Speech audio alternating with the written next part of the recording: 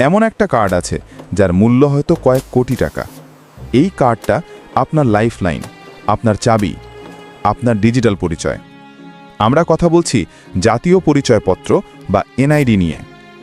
বিশ্বাস করুন আর নাই করুন, বাংলাদেশে একজন নাগরিকের জন্য জাতীয় পরিচয়পত্র বা এনআইডি কেবল একটি কার্ড নয়, এটি দেশের আনুষ্ঠানিক অর্থনীতির ২২ ধরনের অপরিহার্য সেবা পাওয়ার অনুমতিপত্র। ব্যাংক অ্যাকাউন্ট খোলা থেকে শুরু করে জমি ক্রয়, মোবাইল সিম রেজিস্ট্রেশন এবং সরকারি সুযোগ সুবিধা গ্রহণ সব ক্ষেত্রেই এনআইডি হল প্রধান চাবিকাঠি। এই কারণে যখন এই অপরিহার্য পরিচয়পত্রটি জালিয়াতির শিকার হয়, তখন তা কেবল একটি সাধারণ জালিয়াতি থাকে না, তা হয়ে দাঁড়ায় একজন নাগরিকের সম্পূর্ণ ডিজিটাল পরিচয় চুরির সমতুল্য।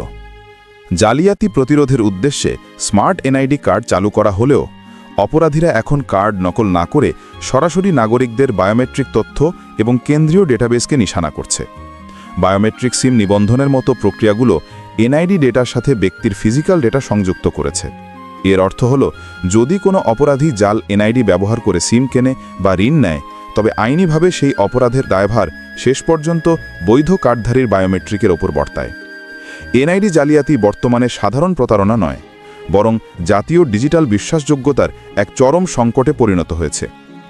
এনআইডি জালিয়াতির সবচেয়ে উদ্বেগজনক দিক হল, এই অপরাধের মূল উৎস প্রায়শই সিস্টেমের অভ্যন্তরে লুকিয়ে থাকে।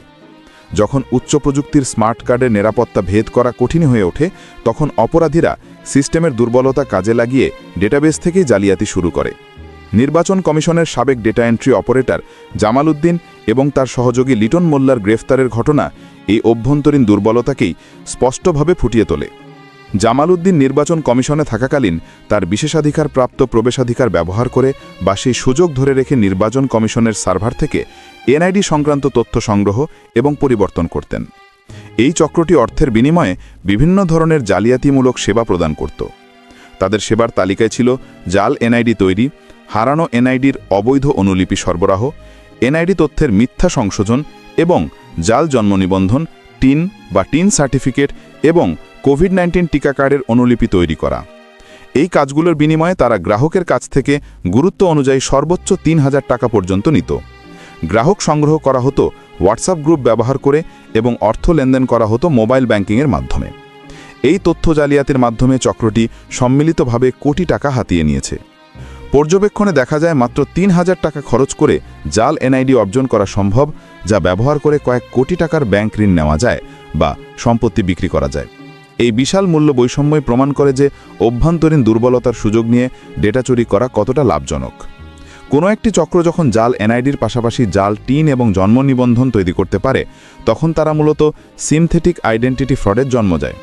তারা এমন একটি সম্পূর্ণ নতুন কিন্তু ডিজিটালি বৈধ পরিচয়ের জন্ম দেয়, যা ব্যবহার করে উচ্চ মূল্যের অর্থনৈতিক অপরাধ করা সম্ভব। এনআইডি জালিয়াতি বাংলাদেশে জমিজমা সংক্রান্ত বিরোধ এবং ব্যাংক ঋণ আত্মসাতের মতো উচ্চ মূল্যের অপরাধের প্রধান হাতিয়ার হিসেবে ব্যবহৃত হচ্ছে। যেমন পুলিশের সিআইডি কর্তৃক গ্রেফতারকৃত জয়নাল আবেদিন ওরফে ইদ্রিস তার চক্রের মাধ্যমে ভুয়া এনআইডি ব্যবহার করে 11টি ব্যাংক থেকে প্রায় 50 কোটি টাকা লোন নিয়ে আত্মসাৎ করেছে। এই চক্রটি সুসংগঠিত এবং বহুস্তরীয় ছিল। তারা প্রথমে ফ্ল্যাটের মালিকের সাথে কেনার চুক্তি করত এবং মালিকানা যাচাইয়ের অজুহাতে দলিল এবং অন্যান্য কাগজপত্রের কপি সংগ্রহ করত। এরপর জাল কাগজপত্র ও জাল এনআইডি প্রস্তুতকারক এবং ভূমি রেজিস্ট্রি অফিসের অসাধু কর্মকর্তাদের সহায়তায় তারা ফ্ল্যাটের একাধিক জাল মূল দলিল তৈরি করত। এই জাল দলিল এবং ভুয়া এনআইডি বা টিন নম্বর ব্যবহার করে তারা ব্যাংক ও আর্থিক প্রতিষ্ঠানের কতিপয় অসাধু কর্মকর্তার যোগসাজশে একই সম্পত্তি একাধিকবার মর্টগেজ রেখে কোটি কোটি টাকা আত্মসাৎ করত। এই ঘটনা প্রমাণ করে যে এনআইডি জালিয়াতি কেবল একটি একক অপরাধ নয়, এটি ভূমি রেজিস্ট্রি অফিস এবং আর্থিক প্রতিষ্ঠানগুলির অভ্যন্তরে ব্যাপক দুর্নীতির মাধ্যমে সংঘটিত একটি পদ্ধতিগত অপরাধ। এছাড়াও ডেমরা ঢাকায় সংঘটিত আরেকটি ঘটনায় ভুয়া কাগজপত্র ও জাল এনআইডি ব্যবহার করে প্রতারক চক্র প্রায় 1 কোটি টাকার মূল্যের একটি বাড়ি বিক্রি করে দেয়। জমির দালাল অসহায় বৈধ উত্তরাধিকারীদের সরলতার সুযোগ নিয়ে তাদের দলিলপত্র সংগ্রহ করে। এরপর সে লোকাল একটি ব্যক্তিকে মৃত লিয়াকতারির প্রথম স্ত্রীর একমাত্র ছেলে ওয়ারিস সাজিয়ে তার নামে নকল এনআইডি তৈরি করে। এই ভুয়া পরিচয়পত্র ব্যবহার করে প্রতারক চক্র সম্পূর্ণ প্রতিষ্ঠানটি বিক্রি করে দেয়। ভুয়া এনআইডি এক্ষেত্রে আইনি ব্যবস্থাকে বাইপাস করে উত্তরাধিকার সম্পত্তি চুরির একটি শক্তিশালী অস্ত্র হিসেবে কাজ করে। জাতীয় পরিচয়পত্রের জালিয়াতি বাংলাদেশ আইনে অনুযায়ী একটি গুরুতর অপরাধ। জাতীয় পরিচয় নিবন্ধন আইন 2010-কে যুগোপযোগী করে জাতীয় পরিচয় নিবন্ধন আইন 2023 প্রণয়ন করা হয়। এই আইন অনুযায়ী যদি কোনো ব্যক্তি জাতীয় পরিচয়পত্র জাল করেন বা জেনে বুঝে এমন জাল পরিচয়পত্র বহন করেন, তবে তিনি অপরাধী হিসেবে গণ্য হবেন। এই অপরাধের জন্য সর্বোচ্চ শাস্তি হল অনূর্ধ্ব 7 বছর কারাদণ্ড অথবা অনধিক 1 লক্ষ টাকা অর্থদণ্ড অথবা উভয় দণ্ডে দণ্ডিত হবেন। এছাড়াও কোনো নাগরিক যদি ইচ্ছাকৃত বা জ্ঞাতসারে একাধিক জাতীয় পরিচয়পত্র গ্রহণ করেন, তবে তিনি 1 বছর পর্যন্ত কারাদণ্ড বা 20,000 টাকা পর্যন্ত অর্থদণ্ড বা উভয় দণ্ডে দণ্ডিত হবেন। যদিও কারাদণ্ডের মেয়াদ গুরুতর 7 বছর, তবে 50 কোটি টাকার মতো বিশাল আর্থিক জালিয়াতিকে সমর্থন করার জন্য সর্বোচ্চ 1 লক্ষ টাকার আর্থিক জরিমানাটি যথেষ্ট দুর্বল হিসেবে বিবেচিত হতে পারে।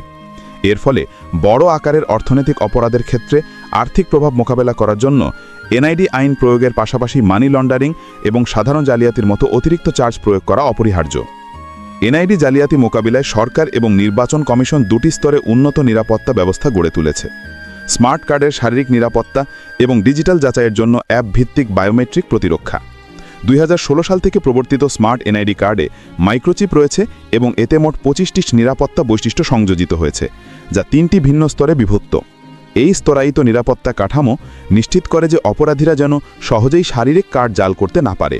এর ফলে অপরাধীরা কার্ড ছাপানোর পরিবর্তে ডেটাবেসের তথ্য পরিবর্তনের দিকে ঝুঁকছে। এছাড়া এনআইডি সিস্টেমে 10 আঙ্গুলের ছাপ, চোখের কনিনিক বা আইরিশ সহ অত্যাধুনিক বায়োমেট্রিক বৈশিষ্ট্য ধারণ করা হয়েছে।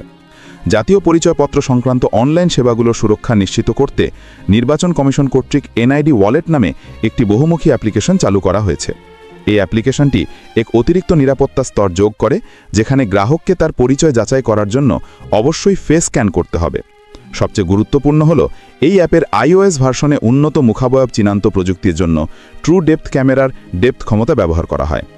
এই প্রযুক্তিটি একটি মূল অ্যান্টি স্পুফিং ব্যবস্থা হিসেবে কাজ করে। এটি নিশ্চিত করে যে কেবল একটি ছবি বা ভিডিও ব্যবহার করে যেন কেউ তার পরিচয়ের বা ধমধারণ না করে, অর্থাৎ লাইভনেস ডিটেকশন বা লিবিত থাকার প্রমাণ যাচাই করা হয়।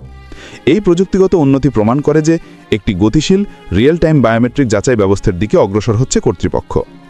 এনআইডি জালিয়াতি থেকে নিরাপদ থাকার জন্য নাগরিকদের সর্বোচ্চ সতর্ক অবলম্বন করা জরুরি। সিস্টেমের দুর্বলতা কাজে লাগিয়ে অপরাধ সংঘটিত হওয়ায় ব্যক্তিগত ডেটা সুরক্ষার দায়িত্ব এখন প্রতিটি নাগরিকের। যেহেতু বায়োমেট্রিক সিম রেজিস্ট্রেশন এনআইডির সাথে সংযুক্ত, তাই নাগরিকের অবশ্যই যাচাই করা উচিত যে তার এনআইডি এবং বায়োমেট্রিকের অধীনে কতগুলো মোবাইল সিম নিবন্ধিত আছে। কোনো প্রকার সন্দেহজনক কার্যক্রম পরিলক্ষিত হলে অবিলম্বে সংশ্লিষ্ট কর্তৃপক্ষকে জানাতে হবে। যদি এনআইডিতে কোনো ভুল থাকে বা জালিয়াতির সন্দেহ হয়, তবে এনআইডিডব্লিউ বা উপজেলা বা থানা নির্বাচন অফিসে ফর্ম 13 মাধ্যমে নির্ধারিত পদ্ধতিতে আবেদন করতে হবে। এছাড়াও জমি বা আর্থিক লেনদেনের ক্ষেত্রে অপরিহার্য নথি বা বায়োমেট্রিক তথ্য অপ্রয়োজনীয় বা অবিশ্বস্ত সংস্থার সাথে শেয়ার করা থেকে বিরত থাকতে হবে।